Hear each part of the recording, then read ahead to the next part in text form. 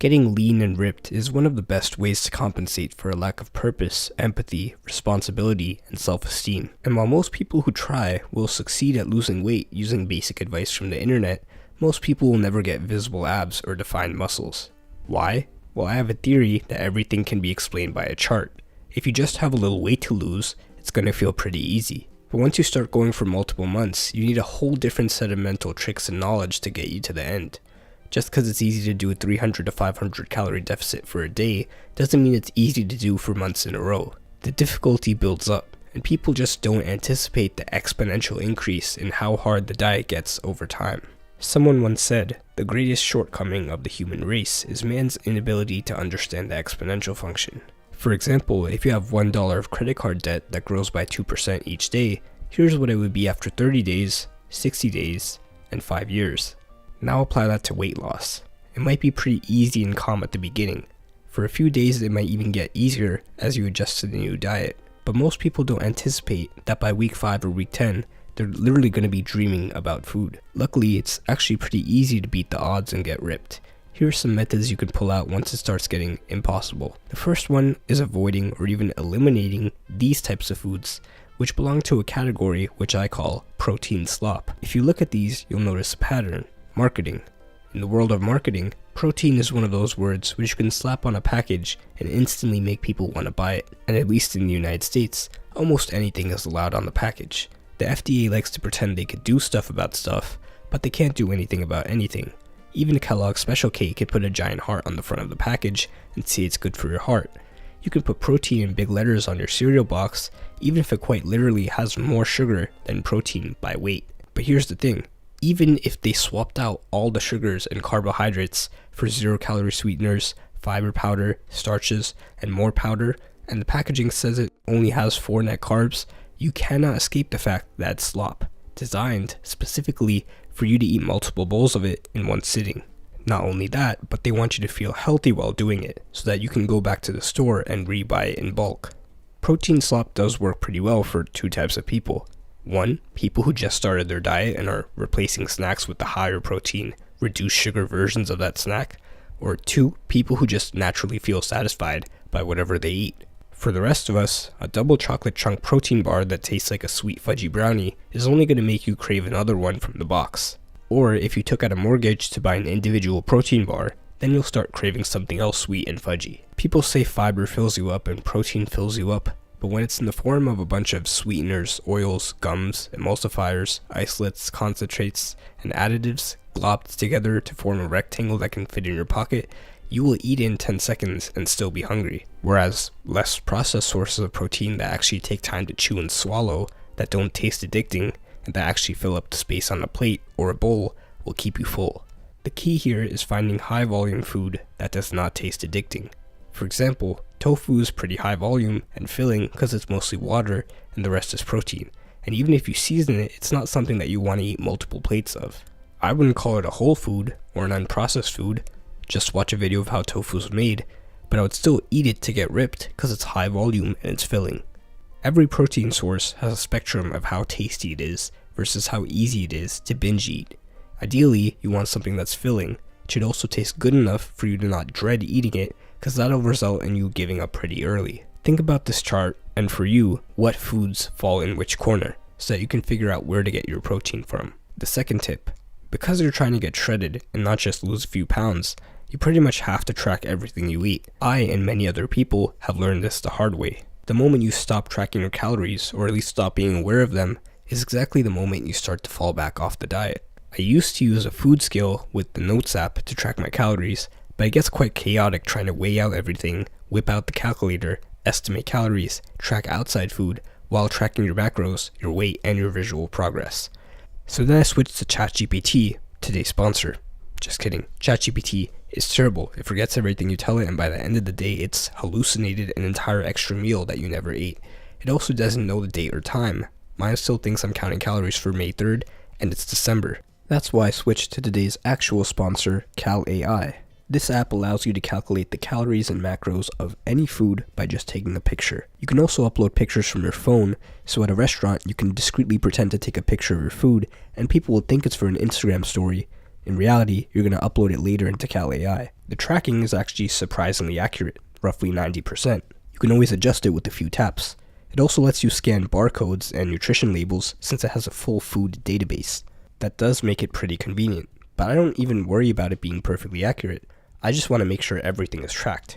Back when I was using a food scale and the Notes app, anything that couldn't be tracked, like cookies or pizza at a friend's house or at a restaurant, I would just eat way too much of, estimate the calories after the fact, realize I was 2,000 calories over my goal, and then give up the next day because that was an entire week of progress gone.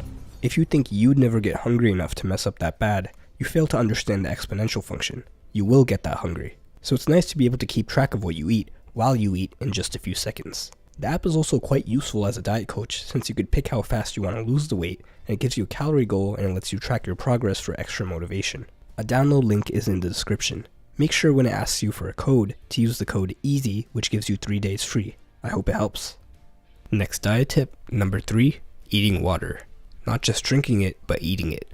And I don't mean in the form of ice cubes, I mean food that contains water. Everyone's always like, oh, water has no calories, so when you're feeling hungry, just try drinking water and it'll fill the gaping void in your stomach. But that's really only true when you're beginning a diet. When you've been dieting for 2 months already, drinking water no longer fills the void.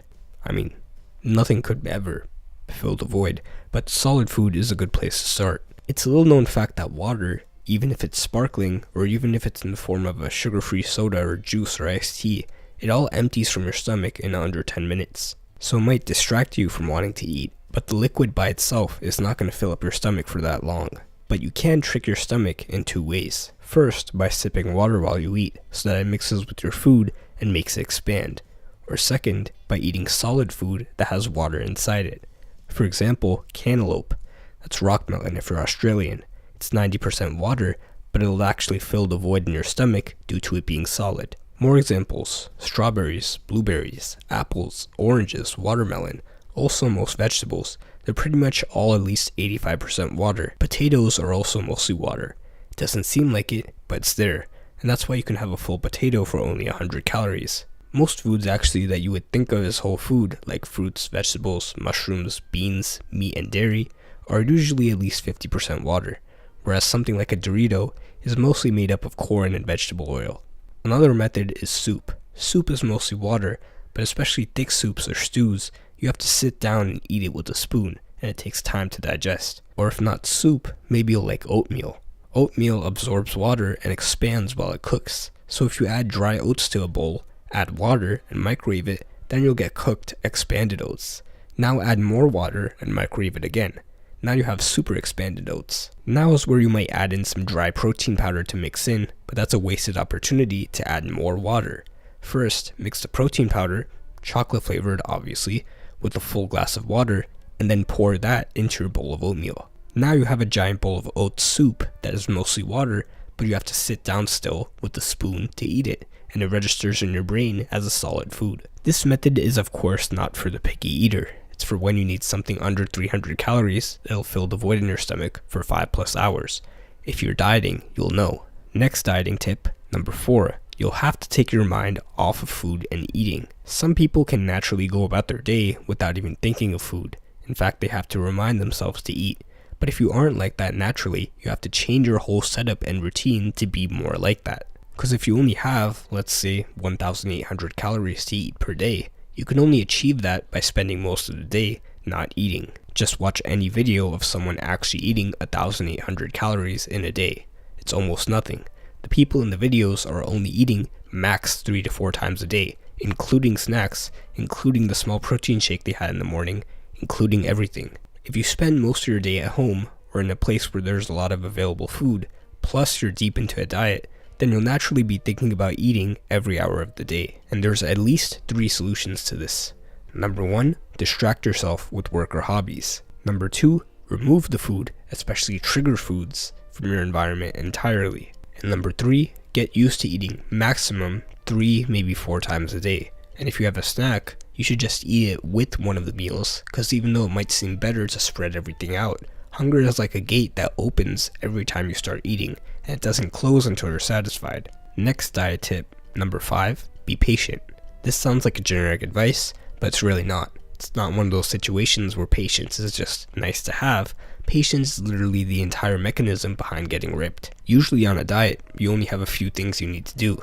Wake up and weigh yourself, hit your calorie and protein goal for the day, work out, which honestly doesn't have to be a hard workout, and sleep. Then you just repeat this every day until eventually you end up ripped. The main reason you would fail is because you run out of patience. Either you think the results are not coming fast enough, or they're never going to come, or you think you can get them faster and easier by buying protein slop at the store, which actually ends up being your downfall later. Most things in life are achieved faster by obsessing over the thing, but dieting to get ripped is one of those things where obsessing over it will make you fail. You can take pride in it, you can even make it your entire personality if you want to, but once you get to exponential levels of hunger, the last thing you want to do is obsess over all the things you could eat. So might as well give yourself as few decisions to make as possible, which is the same thing as giving yourself as few chances to mess up as possible. If that helped, I'm collecting donations in the form of subscribes to fund the next video.